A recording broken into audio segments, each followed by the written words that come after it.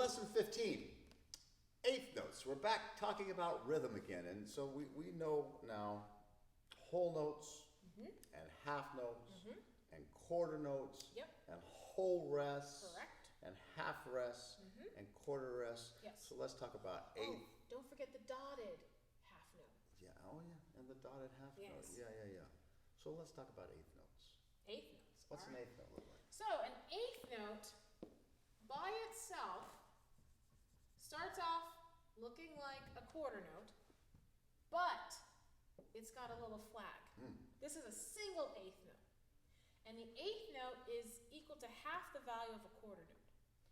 So we would need 2 eighth notes to equal 1 quarter note.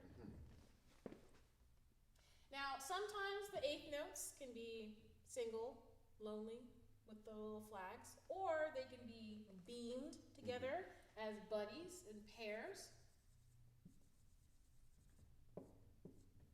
like so. Huh. So if we were in 2/4 time, I would have to put, if I was only going to use a measure of eighth notes, I'd have to use 4 of them there, right? Would I have to put- Correct. Okay. So, got 4 eighth notes. Notice that they're beamed together in pairs.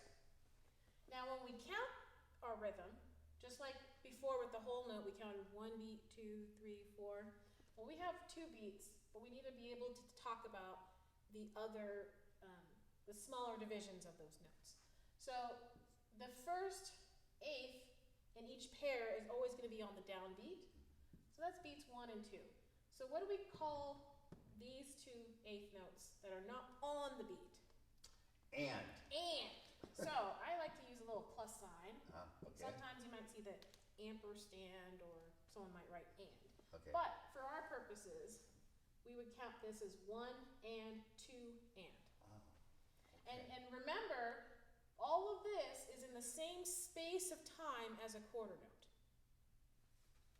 And those are eighth notes for lesson 15.